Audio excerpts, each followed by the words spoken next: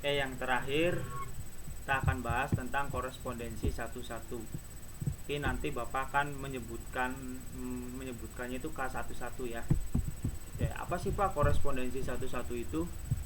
Nah, korespondensi satu-satu itu sebenarnya fungsi juga. Fungsi tapi yang lebih spesial, lebih khusus gitu ya dari fungsi biasa. Apa sih lebih khususnya di mana sih Pak? Perhatikan dulu ini. Sebuah fungsi dikatakan K11 jika setiap anggota himpunan A mempunyai tempat satu di satu pasang di B. Dan kalau ada kata dan, anggota himpunan B-nya juga harus memiliki tempat satu. Untuk lebih jelasnya Bapak tayangkan di diagram panah ya. Ini ada diagram panah anggota dua himpunan A dan B. A sebagai daerah asal atau domain, B sebagai daerah kawan. Di sini kalau K11 ini perhatikan. Nah, di sini setiap anggota himpunan A memiliki tempat satu pasang. Ini anggota A 1, 2, 3 memiliki tempat satu. Artinya tidak boleh kosong dan tidak boleh bercabang. Tidak boleh bercabang ya. Nah, ini satu. Nah, punya pasangan tempat satu. Dua juga memiliki pasangan tempat satu. Nah, di sini ada kata dan itu artinya dua-duanya harus, tidak boleh salah satu. Dan anggota himpunan B-nya itu harus tepat satu. Nah, di sini anggota B-nya itu X, Y, Z memiliki pasangan juga di A. Semuanya tepat satu, tidak ada yang bercabang. Jadi dua-duanya harus sama-sama memiliki pasangan, sama-sama harus tepat satu. Tidak boleh kosong dan tidak boleh bercabang. Yang ini termasuk diagram panah korespondensi satu-satu. Bisa juga dalam diagram pasangan berurutan.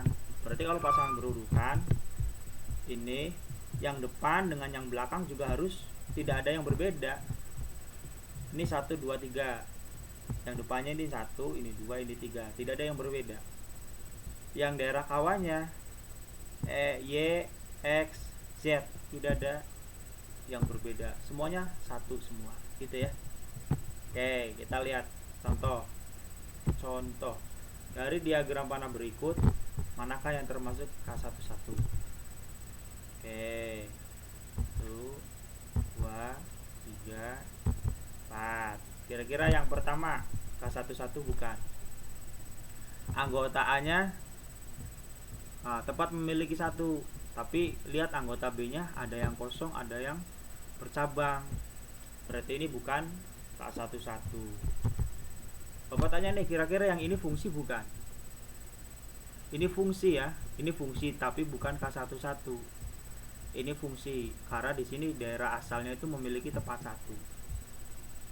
Yang kedua, ini K11 bukan? Ini K11 ya.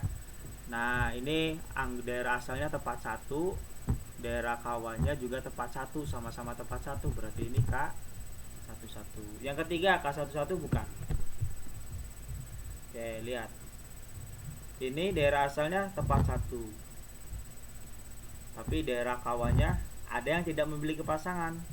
Nah, ada yang kosong, berarti ini bukan K11. Ini fungsi bukan? Fungsi. Karena di sini daerah asalnya tempat satu. Yang B, K11 bukan?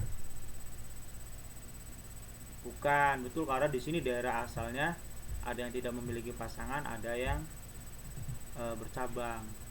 Walaupun di sini daerah kawannya itu tepat satu. Tapi kita lihat yang ini dulu. Ini fungsi bukan? Nah, ini bukan K11 ya. Ini bukan K11 karena di sini daerah asalnya ada yang bercabang dan ada yang kosong. Fungsi bukan yang ini. Yang keempat, bukan ya, karena daerah asalnya ini tidak ada yang tidak memiliki pasangan. Nah, kalau yang K11 pasti fungsi. Kalau relasi itu pasti bukan K11. Kita lihat contoh yang dia pasangan berurutan 1, 2, dan 3. A, B, D, ini C ya. Kita bahas yang A dulu. yang A 1, A, 2, B, 3 dengan C, 4 dengan A. Kira-kira kita lihat yang pertama 1, 2, 3, 4. Ini fungsi. Apakah ini K11? Ini ada A, ada B, ada C, ada A. Nah, A-nya 2 kali. Karena A-nya 2 kali, berarti ini bukan K11 gitu ya. Di sini A-nya 2 kali. Yang B 1, 2, 3, 4. Nah, ini beda. Berarti fungsi. Kita lihat apakah ini K11? A, B, C, D. Ternyata beda semua. Karena ini beda semua, yang di depan juga beda, yang belakang juga beda, berarti ini termasuk K11. Yang C 1, 2, 3, 2. Nah, di sini daerah asalnya ada yang berulang. Daerah asalnya ada yang berulang. Berarti kalau daerah asal berulang ini bukan fungsi. Kalau bukan fungsi, berarti ini bukan K11. Walaupun di sini yang kedua A, B, C, D-nya itu beda semua. Kita lihat yang awal dulu ya. Yang D yang terakhir 1, 2, 3, 4. Nah, ini fungsi. Kita lihat sekarang daerah kawannya A, B, B lagi. Ternyata B-nya ada 2. Kalau B-nya ada 2, artinya bukan K11. Tapi ini tetap fungsi ya. Jadi itu cara membedakan dari diagram panah dan pasangan berurutan. Sekarang yang banyaknya K11 yang mungkin. Tadi kan pakai perpangkatan ya. Nah, sekarang banyaknya K11 yang mungkin adalah sama dengan N dikali N dikurangi 1 kali N kurangi 2 kali titik-titik sampai kali 3 kali 2 kali 1. Ini artinya faktorial ya. Ini rumus faktorial. N faktorial. Tandanya tanda seru. Nah, ini akan kalian dapatkan materinya di SMA. Makanya Bapak nanti nggak terlalu mendetail. Tapi contohnya langsung Bapak berikan contoh saja biar lebih mudah. Diketahui himpunan P 1, 2, 3, dan 4. Dan himpunan Q A, B, C, D, E.